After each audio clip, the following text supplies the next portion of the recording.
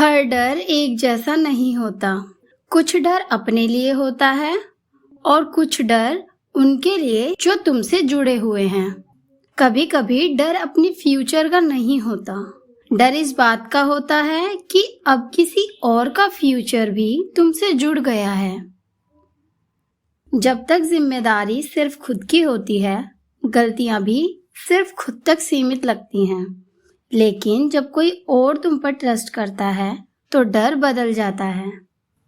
फिर सवाल ये नहीं रहता कि मैं संभल पाऊंगा या नहीं। सवाल ये बन जाता है कि क्या मैं उन्हें संभाल पाऊंगा या नहीं। ऐसे लोग अक्सर बहुत सोचने लगते हैं। वो हर पॉसिबल प्रॉब्लम को पहले ही इमेजिन कर लेते हैं। जैसे पैसे का क्या होगा, अगर जॉब नहीं मिली तो क्या होगा, अगर प्लान फेल हो गया तो, अगर कुछ अनएक्सपेक्टेड हो गया तो, अगर मेरी वजह से किसी और को तकलीफ हुई तो। बाहर से देखो तो लगता है कि वो ओवर थिंकिंग कर रहे हैं, लेकिन अंदर कुछ और चल रहा होता है। वो फ्यूचर प्रेडिक्ट करने की कोशिश नहीं कर रहे होते। वो फ्यूचर में किसी को हर्ट ना हो इस बात से बचाने की कोशिश कर रहे होते हैं। इसलिए उनका दिमाग बार बार रिस्क स्कैन करता रहता है। जैसे कोई सिक्योरिटी गार्ड हर कोने को चेक करता है। लेकिन सिक्योरिटी गार्ड भी जानता है हर थ्रेट को रोकना उसके बस में नहीं है। फिर भी वो अपनी पोस्ट तो नहीं छोड़ता ना। प्रॉब्लम ये है कि जिंदगी में हर कोने को पहले से चेक नहीं किया जा सकता। ये बात जानते हुए भी दिमाग रुकता नहीं है।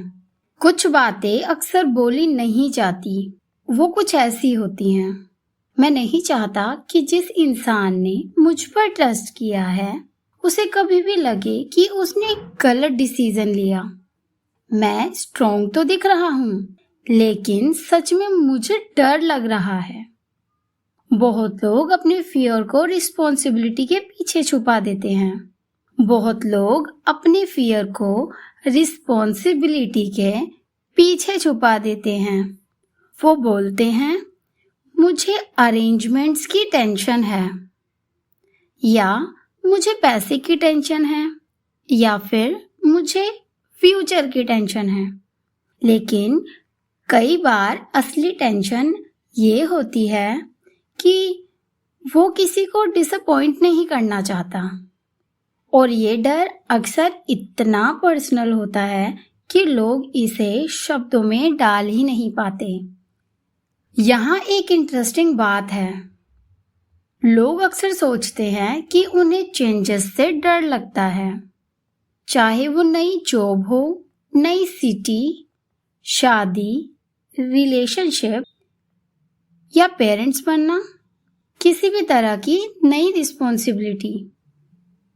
लेकिन कई बार डर चेंजेस का नहीं होता।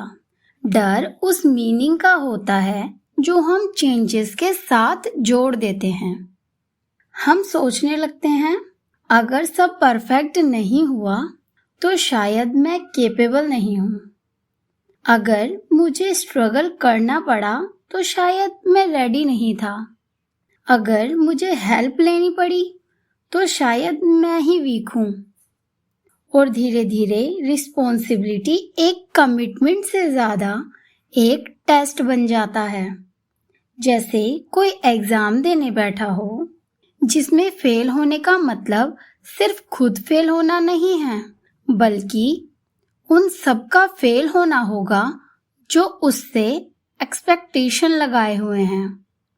लेकिन रिस्पॉन्सिबिलिटी का मतलब परफेक्शन नहीं होता। रिस्पॉन्सिबिलिटी का सीधा मतलब होता है प्रेजेंट रहना, सीखना, गलती करना और फिर भी डर कर भागना नहीं। जब रिस्पॉन्सिबिलिटी सामने आती है, लोग अलग अलग तरीके से रिएक्ट करते हैं। कुछ लोग रिस्पॉन्सिबिलिटी देखकर पीछे हट जाते हैं। वो कहते हैं मैं अभी रेडी नहीं हूँ, या अभी टाइम सही नहीं है, या फिर कुछ टाइम बाद शुरू करें, कुछ सालों बाद। और कुछ लोग रिस्पॉन्सिबिलिटी एक्सेप्ट कर लेते हैं, लेकिन फिर हर वक्त टेंशन में रहने लगते हैं। वो हर प्रॉब्लम को उसके आने से पहले ही सॉल्व कर देना चाहते हैं, हर रिस्क को होने से पहले ही खत्म कर देना चाहते हैं।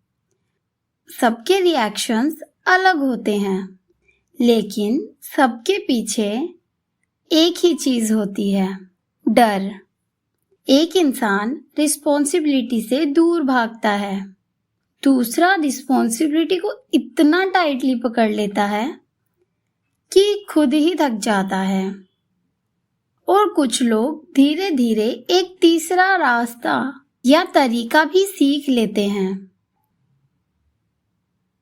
वो समझने लगते हैं कि रिस्पॉन्सिबिलिटी का मतलब हर प्रॉब्लम को कंट्रोल करना नहीं होता, हर रिस्क को खत्म करना नहीं होता, हर आउटकम को गारंटी करना नहीं होता।